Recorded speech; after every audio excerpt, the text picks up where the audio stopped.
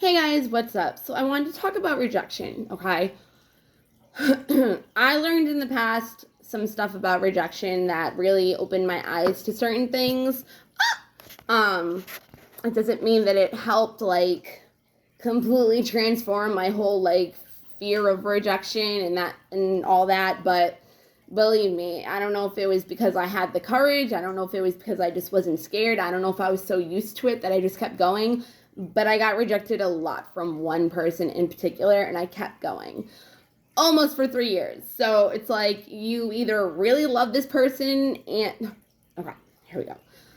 You either really love this person and they don't see their own worth in order to know that you love them and they are scared and they run away from you, or they reject you for whatever other reason. Maybe they have somebody else. Maybe they really don't want a relationship.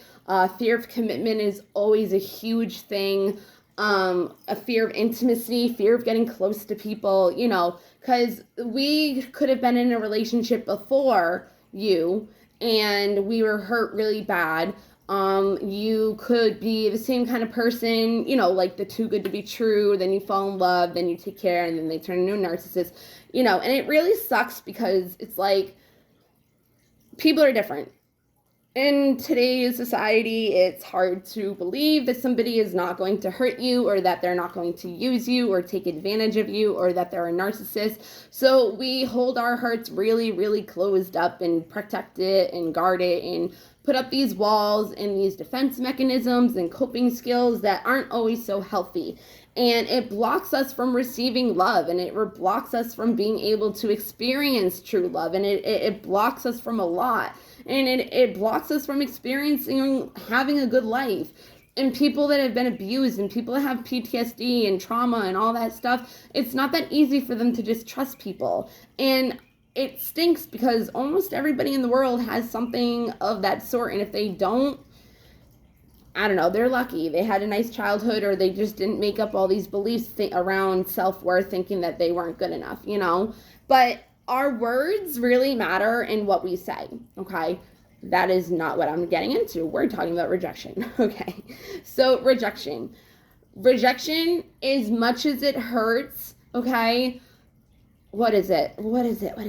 Rejection is God's protection. Rejection is God's protection. Yeah. So it's like, normally, if we're rejected, it's for our own good. If we're ghosted, it's for our own good. Because if other people don't know their self-worth, they're not going to be able to see your self-worth. So if you're being rejected, it could be a fake act to make you chase. It could be the fact that, they just don't want a relationship. It could come off as, there could be so many reasons, but it also could be subconscious where the person doesn't even understand. And it could be habitual, that the person's just so used to doing it that that's just how it comes off as rejection. But it could be something completely different. Like I said, self-worth. But they're not going to sit there and be like, oh, well, I'm rejecting you because I don't feel good enough. They're not going to say that. You know what I mean? Rejection, though. A lot of people in the world, the reason why rejection has become a big thing is because of the Indians. It's actually true. It's because when Indians were around, you were in a tribe, right? And you're not going to die if you get rejected. I mean, how many times have you gotten rejected, or how many times have you gotten in a breakup and you're still here? You're still surviving. Yeah, you might be wounded. Yeah, you might be damaged. Well, you're not damaged, but you know what I mean. You might have some trauma that you haven't healed from yet, and it's like, it affects your life, and it affects the way you act, and it affects the way you react to things and think and what you believe and all that stuff. And it does. It definitely takes a toll on you, and it takes some time and effort and love for yourself to want a better life for yourself and to do things differently to have a better outcome, to attract people in your life that aren't going to be rejecting you because you're rejecting yourself. See, law of attraction, we attract what we are. So if you don't see your self-worth, other people aren't going to see it either. They could in the beginning until they start to get to know you, and then your energy of your self-worth, it starts to come out. And it it's something that you're not even doing. It's your energy. Everything is based on energy, frequency, even vibration. It's like, think about it. If you want to be on the same vibration as listening to 94.5, jamming 94.5 or WAAF, whatever. I mean, I'm in Massachusetts. I don't know where you are, so it's like, it could be a different station. But say you're putting it on a certain station because you want to listen to that station, right? Or you want to listen to hip hop, right? You're not going to put it on a station that plays country. That's a different frequency.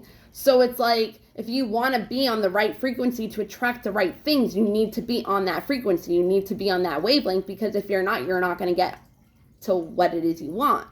So that's what it means. So energy is like our body energy, you know? It can be like our aura or something like that, along those lines.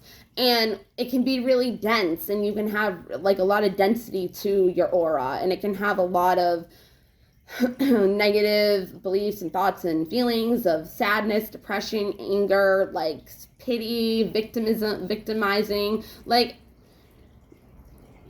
I know people don't like to hear this sometimes, but victiming yourself is not a thing. Being a victim is not a thing. And when you put yourself into a victim mentality, you're living in lack. You're living in a lack mentality, and you're going to attract lack. You're not going to be able to be abundant, you know? If you're blaming things on other people and making yourself a victim, you're not taking responsibility for your own life and your own actions, because if you're going to let somebody treat you like that, and then you're going to make yourself look like you're the victim, it's like, get away from that person. That's your own fault. Because I'm not one to, I learned that, okay? I did the same thing. I mean, you know, you blame people for your feelings, and then you give them control. You're giving them your power. You're giving them control over your feelings. If you let somebody make you feel a certain type of way, you're giving them control over your feelings. And that's how we get manipulated, and it's like, you don't even realize it's emotional manipulation. If a person can make you do a certain type of thing or feel a certain type of way, it's because they're manipulating you. But you also are the one that are in power of giving them the power of being able to manipulate you. You always have the choice. You always have the choice. You don't have to let other people control that, right? But if we know our self-worth, and we know this, because some people don't know it, they don't realize it. It's not, I didn't know it. I didn't know it, you know what I mean? But I've also realized, like, I can't blame my ex for doing this, that, and the other to me, because it's like, if I didn't like it, I could have left at any time, and I never did. I was in a 13-year relationship with my son's father, but I also did it out of love. Love for him, though, not love for me. See the difference? Yeah. So anyway, so rejection, Indians. In Indian time, you were in tribes, right? And you had to share. And that's another thing that people have like a problem with, is that we feel like we always have to share with everybody in certain settings, and that does actually come from history of the tribes. But the thing is that when you wouldn't share, or when you would get rejected as an Indian and thrown out of your tribe, that was survival, because it was like, you couldn't get all the crops, or you couldn't get all the medicines and the herbs and all that. Like, you didn't have anybody else if you were kicked out of your tribe. And sometimes other tribes wouldn't want to have you come into their tribe, because they would have known what happened for you to get kicked out of the other one. So you had to share your things. It wasn't like you had the choice. Like, you had to share everything, because if you didn't, you would get kicked out, and you would be rejected, and you'd be kicked out of your tribe. And that, back then, was based on survival. So it's not like that anymore, unless you're like, you know, whatever. But still, rejection is not going to kill you. I was at a point in my relationship before where I rather have had them straight out blatantly reject me, rather than them make it look like they weren't, but they were. So it's like, I got to a point where it was like, I don't even give a flying fuck how I act, because it's going to show me what this person's true, real intentions for me of me being in their life really are. So sometimes I'm not telling you to go try to get rejected by somebody, but what I'm telling you is, there are some cases where you will be stringed along, or you could, or whatever. And it could be because, again, attraction of stringing yourself along a dream, like, telling yourself you're going to do something and then you don't do it. You're stringing yourself along, You have to think of it like that, because whatever you're doing to yourself, whatever it is that you are at that time and point, is what you're attracting. So if you see somebody acting a certain way, look within yourself and see where that's coming from you, because that action or that reaction is something that is coming from within you.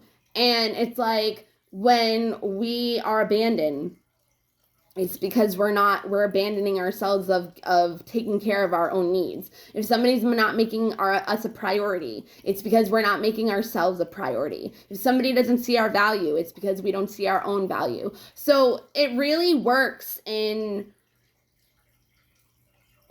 reciprocating energy, exchange of energy, where like you won't even know it, but those are your subconscious beliefs that you're not even aware of. And that's why it's so important for healing, because if you can realize and realize where they came from childhood, or if you had a boyfriend or a girlfriend or husband, wife, or somebody in your life that did something to you and you made it acceptable, because you made it acceptable, other people in your life are going to be attracted to you that would be a kind of person that would do that to you. Or it will just end up happening because you let it be acceptable by somebody else, and it just became like a thing, like it was normal. And I've done that as well. So rejection is not going to kill you. Rejection is God's protection. There's a reason for it. If they ghost, don't run after them, because it makes you go crazy. And honestly, like it's their self-worth, is in self-esteem and confidence issues, not yours. It's and when we do meet a certain person, you could be a certain type of way and nothing like the way you can be acting, but it's because you're entangled with the other person's energy, so you're picking up on their energy. So like when I met one of my exes, okay, I was never a certain kind of way, and I started becoming a certain type of way, and I was like, where is this coming from? Like, I'm not like this. I don't think like this. I'm not in it. But then I realized later when I reflected, like, it was coming from that other person. They felt like they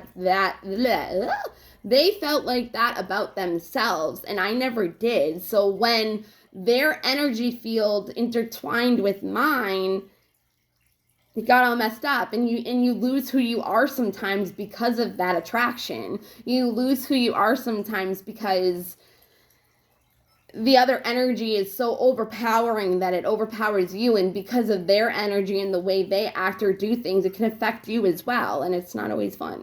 So just keep that in mind. But again, if you like somebody, go after it. Don't feel like it's the end of the world if you get rejected, because most of the time, it's like maybe they weren't as good as you thought they were, or I don't want to say that. That's not nice. Maybe they just weren't. Maybe, like if you want to love somebody, not everybody wants to be loved. Not everybody thinks that they're worthy of love. And it's like you can't make somebody want to love themselves or think that they're a good person, or think, and if you don't know their past, you don't know what they've done to make them themselves think that they're not deserving of something good. So there's so many things that people don't think of going into relationships or going into, whatever. And the fear of rejection is so strong, especially in men. And it's like, it's a big deal. And it's like, if you can just realize that you will survive, and that there's so much more, and there's so many people out there that won't reject you, just wouldn't you rather be alone for the rest of your life and happy rather than be abused or taken advantage of? It's like, you've got to do the pros and the cons to really see the value of rejection. Because you could be, dodging a bullet and never even know it, unless you got rejected. Then, you might not know, but it might be in your best interest. And that's sometimes what God does do for us. So that's all I want to say. All right. Bye, guys.